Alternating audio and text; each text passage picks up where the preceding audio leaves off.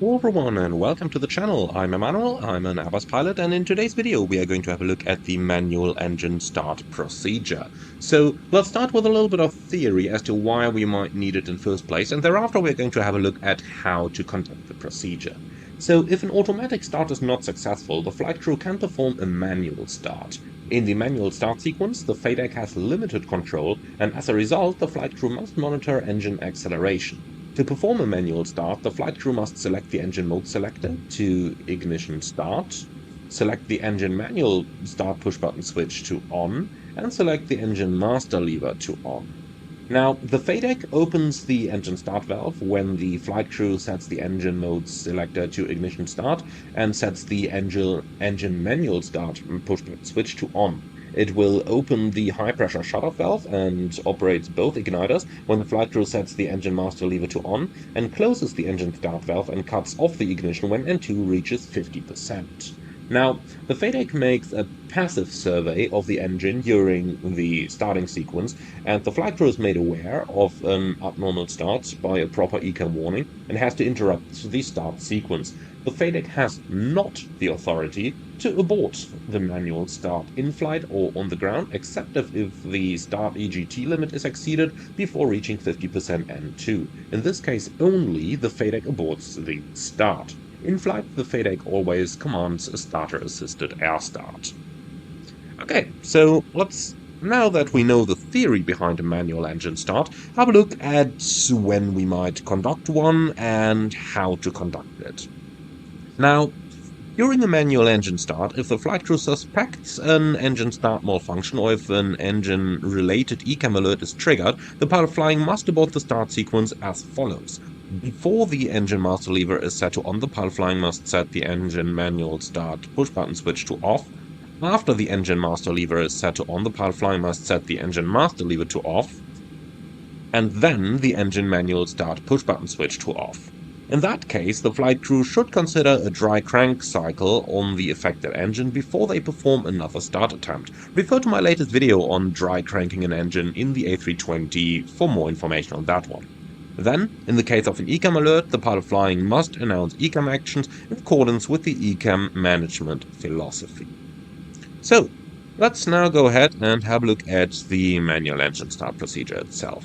We make sure the thrust levers are in idle. Caution, the engine starts regardless of the thrust lever position. If the thrust levers are not set to idle, the thrust rapidly increases to the corresponding thrust lever position, causing a hazardous situation. So, engine mode selector, norm, then ignition start, and the lower ECAM is going to display the engine page for you now. Note, if both engines are started manually, the following procedure applies one engine at a time. When all engine parameters are available on the upper ECAM display, so when there are no amber crosses displayed, we are going to position the engine manual start push button switch to on,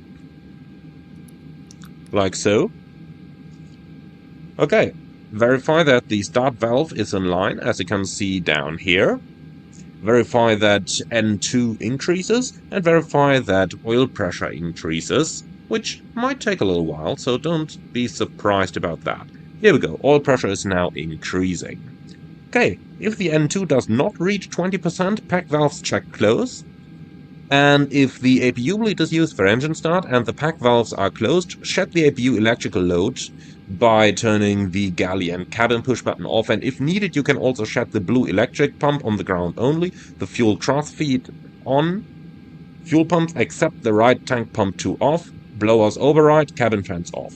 Now, if N2 reaches 22% or the maximum motoring speed, which has to be 20% minimum, you can see we're getting almost 30% over here, so not a problem in this particular example. So note, the maximum motoring speed is defined as the speed at which N2 acceleration is less than 1% in approximately 5 seconds. So, engine master, on, chrono, start. Now, we check that the igniters are showing A and B, as you can see down here, and we gotta check for fuel flow increase, as you can see down here. 15 seconds maximum after fuel flow increase, we need to have an EGT increase, and the N1 also needs to increase. If the electrical power supply is interrupted during the start sequence, which is indicated by a loss of the ECAM displays, abort the start by setting the engine master lever to off, then perform a 30 seconds dry crank.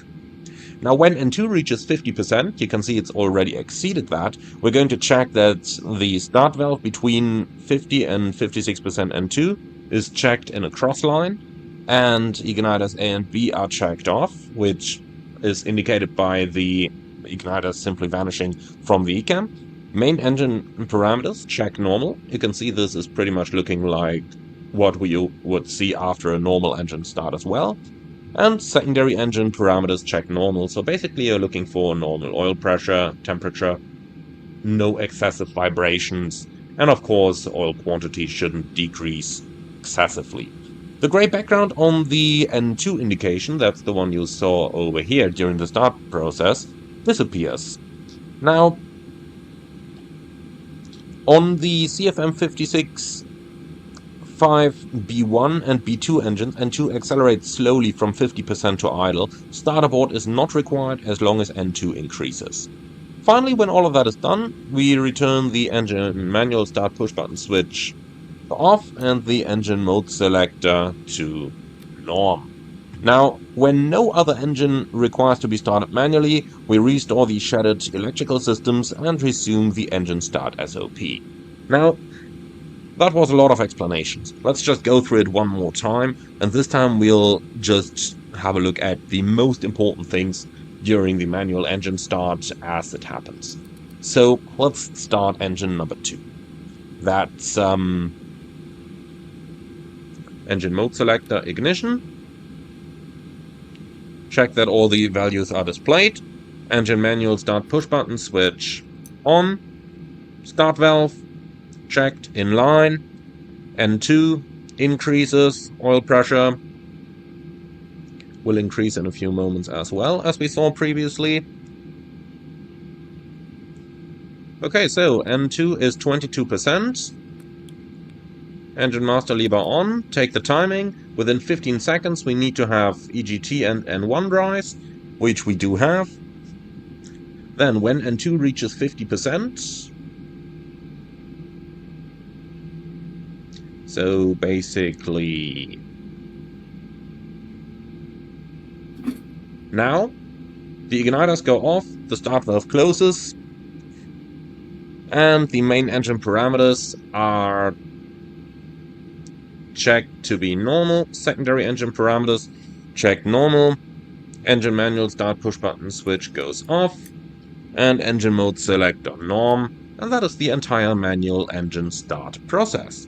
So, I do hope that you found this one interesting. If you did, be sure to let me know in the comments below. I'm very much looking forward to your feedback, and as always, if you have comments or suggestions, be sure to put them in the comments beneath the video. If you liked the video, leave a like in YouTube, as it does really help out the channel, and if you're up for more, don't forget to subscribe. Finally, if you really love what I'm doing over here, I would appreciate a small donation through the Buy Me a Coffee link in the video description below. But until then, I see you all again on the next one.